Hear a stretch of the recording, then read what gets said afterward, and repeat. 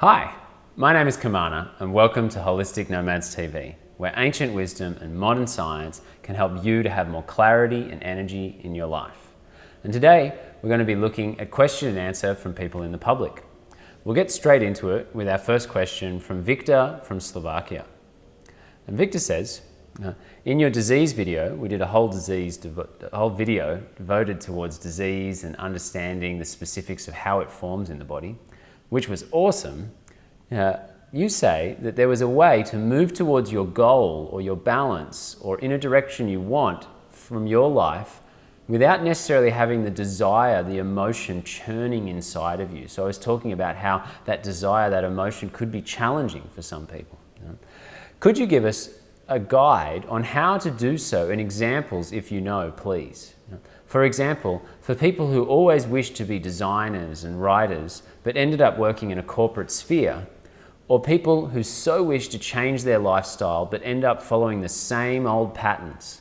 Links to the crime against wisdom point. So this is one of the things within that disease forming window is crime against wisdoms. It's one of the primary things of why disease forms is knowing the right thing but then doing the opposite anyway. Thank you so much, he says. So thank you, Viktor, for offering this question to us because it's a really important one. And it's something that I've struggled and moved through a lot in my life. Understanding this relationship between that's what I want to achieve in life, that's the goal I'm going for, and how can I do that in a healthy way that doesn't create imbalance inside my body and system.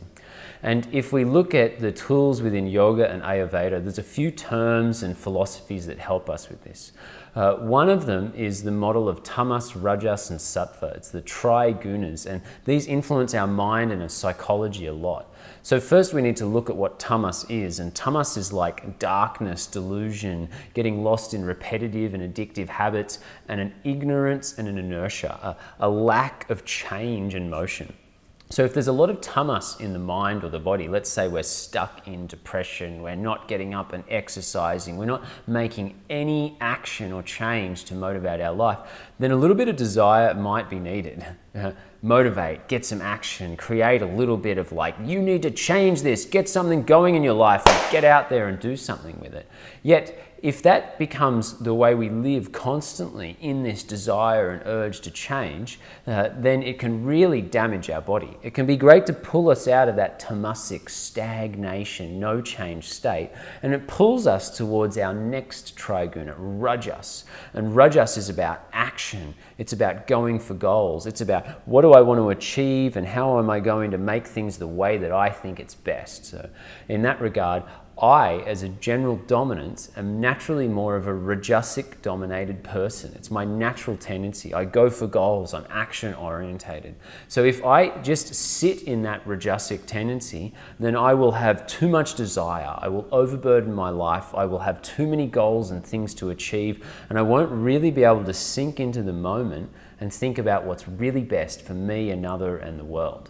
So if we continue along the journey from there, we find another point called sattva. And sattva is like the subtle essence that leads us to truth of the moment. So how can we be in this harmonious now, not clouded by the past and the things that are old habits, not clouded by the future and these desires that we want to achieve, and really sit in the present moment of now. And there's lots of ways that we can build sattva. And we even have a video that's specifically devoted towards a sattvic diet. In the future, we'll release some more videos on tamas, rajas, and sattva and how to create more of that in the mind-body. And here, that's the secret, Viktor, is knowing where you are on this spectrum here. Is it a pattern from the past that is just so stuck and old and you need to shift and change it? Or is it a desire for a different future that you've made a few actions on, but maybe you need to temper that down, and then you'll need to move towards a more sattvic, harmonious awareness. I really think meditation is key to enable us to have that mindset, and it really helps us a lot. The next thing I'd look at is the three modes of Dharma. Is this thing that we want to achieve, is it beneficial for us? Is it beneficial for another? Is it beneficial for the world? And if it's weighing up with one of those three modes of Dharma, and it's covering at least two of them, then it might be an action that you want to pursue. And yet, sometimes the actions that we want to pursue let's say being a writer or an artist, might not necessarily be serving us in that immediate moment. It might be a great desire, something that we want to move towards, yet in the immediate moment, what might be the other things that are also important to serve? So what's good for me, what's good for another, what's good for a world? And if you look at this, the corporate industry, I don't know specifics on the things that you're involved in there, but I guarantee you that there's lots of benefit that you're doing within certain areas. And if there's not, start to look at that and start to go, okay, how could I get more benefit for me, another, in the world? And they're the desires that I want to move towards. Yet I don't want to move towards them with a selfish desire and a focus as if that's the only goal. I want to continually listen to guidance from something bigger than me. And I believe the universe is built in with these programs that guide us, that influence us, that teach us a specific way of how to move through life. If we get fixed on one desire, it makes it hard for us to listen to the moment and where we're being guided. Everything happens for a reason. So when we can really tune into that and we go, oh, maybe this is not the goal that's being guided. And in the yoga philosophy, they call this Ishvara Pranidhan. And it basically means doing the action that we know is beneficial. It's good for me, it's good for another, it's good for the world, but giving up the fruits of those actions, giving up whether or not that action actually produces something that's good for me, good for another, good for a world. We just do it because we know it's the best action to do in that moment, yet we're not attached to whether or not it actually creates that outcome that we thought. We listen to the universe and its guidance. And a question I often use here is, what could be great about this? In which way has whatever happened, oh my God, it didn't go the way I thought it was going to go, but what could be great about this? What could be even more specific and beneficial that I don't yet see? And we fantasize about the possibilities of what could be great about this. And I can tell you about a specific story in relation to this that's just happened recently.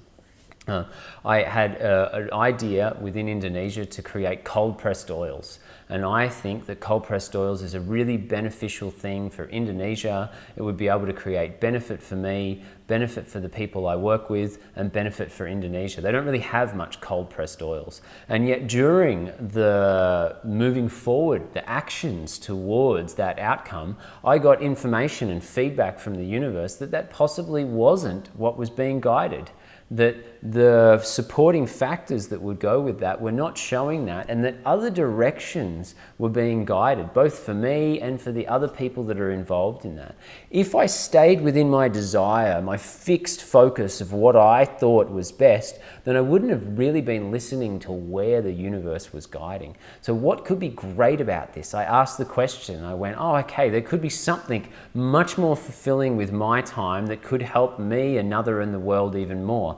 Don't yet know exactly what that would be, but I know that it's very possible. There could be something even more specific for those other people that could really serve them in a better way too.